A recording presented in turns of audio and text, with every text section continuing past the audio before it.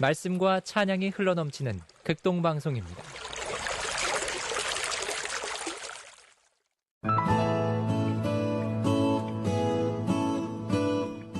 안녕하십니까. 말씀이 힘이 있어 흥황하는 교회 신홀중부교회 최영강 목사입니다.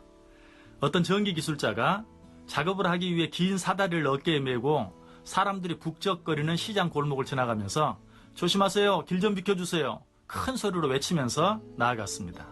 그때 마침 자기 자신을 대단한 사람이라고 여기는 한 지체 높은 신사가 그 시장 골목을 지나가고 있었습니다. 그는 길 좀 비켜달라는 말을 듣고도 내가 왜 비켜? 자기가 비켜가야지.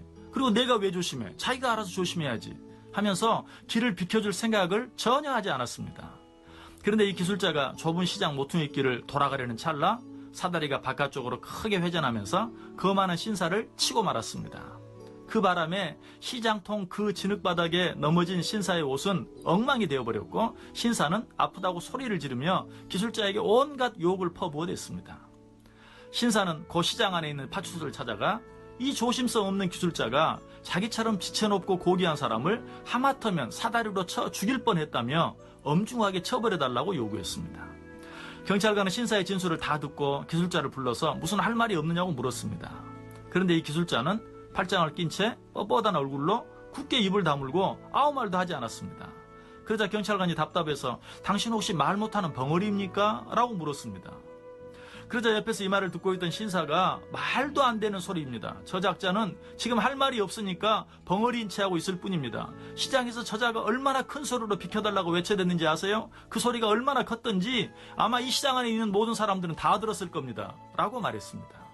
그러자 이 말을 듣고 있던 경찰관이 이번에는 그 신사에게 묻습니다. 그렇게 큰 소리를 듣고도 당신은 왜 길을 비키지 않았습니까? 당신이 넘어져서 옷이 엉망이 되고 다치게 된 것은 저 사람이 그렇게 큰 소리로 외쳤는데도 듣지 않은 당신에게 책임이 있습니다. 라고 말했습니다. 참 재미있는 이야기죠. 그렇습니다. 우리의 가장 큰 문제는 어떤 말을 듣고도 그 말대로 실천하지 않는다는 것입니다. 특별히 하나님께서 우리에게 주시는 말씀들을 듣고도 그 말씀들에 대해 아무런 반응을 보이지 않는 것, 이것이 우리들의 가장 큰 문제입니다. 이런 자들을 향해 예수님께서는 이렇게 말씀하십니다. 아이들이 장터에 앉아 서로 불러 이르되 우리가 너희를 향하여 피리를 불어도 너희가 춤추지 않고 우리가 곡하여도 너희가 울지 아니하였다. 그런데 하나님께 주신 말씀을 듣고 그 말씀에 신속하게 반응한 한 사람이 있습니다. 바로 하박국 선지자였습니다. 하나님께서는 하박국 선지자에게 하나님을 알지 못하는 갈대아 사람들을 일으켜 타락한 유대 백성들을 징계하시겠다고 말씀해 주십니다. 그런데 하나님께서 이 말씀을 하박국 선지자에게 해주시면서 먼저 뭐라고 말씀하셨는지 아십니까? 하박국 1장 5절에 보면 너희는 여러 나라를 보고 또 보고 놀라고 또 놀랄지어다. 그런데 하박국 선지자는 이 말씀을 듣고 어떻게 반응했습니까? 이 말씀에 대한 하박국 선지자의 반응이 하박국 3장 2절에 잘 나타나 있습니다. 여호와여, 내가 주께 대한 소문을 듣고 놀랐나이다. 이 말씀을 듣고 놀라고 또 놀랄지어다 라는 그 하나님의 말씀에 대해서 하박국 선지자는 그 말씀을 듣고 실제로 깜짝 놀랐습니다. 바로 이것입니다. 하나님의 말씀을 듣고 그 말씀에 즉각적으로 반응할 수 있는 것, 이것이 믿음이요, 이것이 지혜입니다.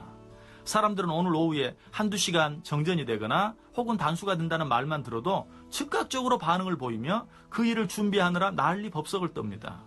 그런데 하나님의 말씀에 대해서는 그 말씀이 제 아무리 무서운 말씀이라 할지라도 그 말씀에 대해서 아무런 반응을 보이지 않을 때가 너무나 많습니다. 왜 그럴까요? 거기에는 두 가지 중요한 이유가 있습니다. 그 첫 번째 이유는 그 말씀이 나와 아무런 상관이 없다고 생각하기 때문입니다.